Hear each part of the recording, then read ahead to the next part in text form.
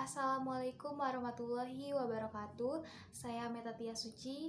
Di video kali ini saya akan membahas secara singkat mengenai surat penyurat dalam bahasa Indonesia. Nah, yang pertama ada pengertian surat.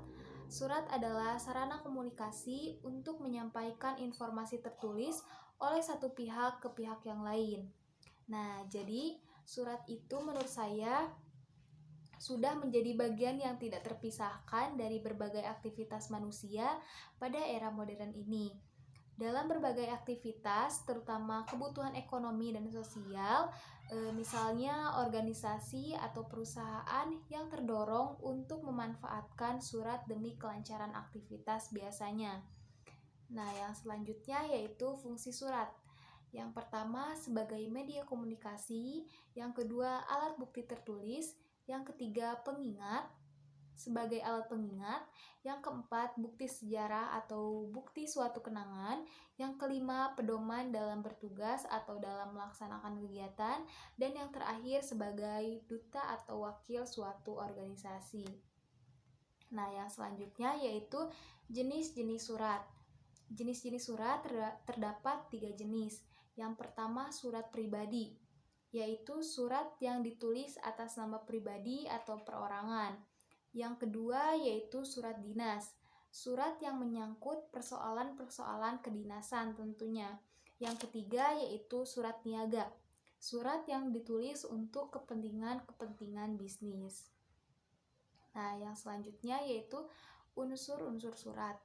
Yang pertama unsur surat pribadi, yaitu terdapat tempat dan tanggal pengiriman surat. Yang kedua alamat surat atau tujuan surat. Yang ketiga salam pembuka. Yang keempat isi surat. Yang kelima salam penutup. Yang keenam tanda tangan. Dan yang ketujuh yaitu nama lengkap.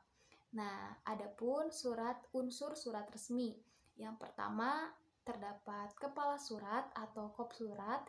Yang kedua tempat dan tanggal surat, tempat dan tanggal pembuatan surat.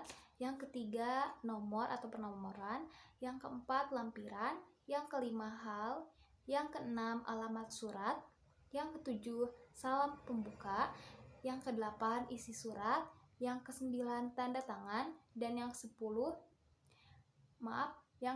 nama lengkap. Dan yang ke-11 lampiran. Nah, ada juga syarat surat resmi. Namun sebelum syarat surat resmi ini, saya akan memaparkan syarat-syarat surat yang baik dan benar. Yang pertama objektif, yang kedua sistematis susunan isinya, yang ketiga singkat dan tidak bertele-tele, yang keempat jelas kepada siapa, dari mana, dan tentang apa suratnya. Yang kelima, lengkap isinya. Yang keenam, sopan atau ramah bahasanya. Yang ketujuh, menarik wujud si suratnya ini. Nah, yang selanjutnya, di syarat surat resmi ini terdapat teknik, kalimat efektif, dan bahasa baku. Di teknik, ada bagian surat, tata letak, ketikan, dan jenis kertas. Sedangkan di kalimat efektif, tentunya harus sederhana, ringkas, jelas, sopan, dan menarik. Di bahasa baku ada 3 poin. Yang pertama ejaan, yang kedua kosakata, yang ketiga tata bahasa. Nah, ini adalah contoh surat resmi yang dibuat oleh salah satu organisasi yang ada di Universitas Muhammadiyah Sukabumi.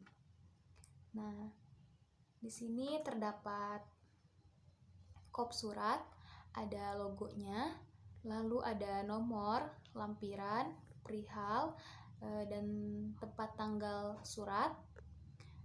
Lalu ada surat ini diajukan untuk siapanya, ada salam pembuka, ada isinya, ada salam penutup, dan tanda tangan dan si pengirim suratnya. Nah, ini adalah contoh surat resmi. Yang selanjutnya yaitu contoh surat pribadi. Bisa dilihat di layar, ini adalah contoh surat pribadi. Di sini terdapat tanggal surat, tujuan, isi surat, penutup, salam penutup, tanda tangan si pembuat surat, dan nama si pembuat surat. Nah, ini adalah contoh surat pribadi. Nah, mungkin hanya itu yang bisa saya sampaikan mengenai surat menyurat dalam bahasa Indonesia. Semoga bermanfaat.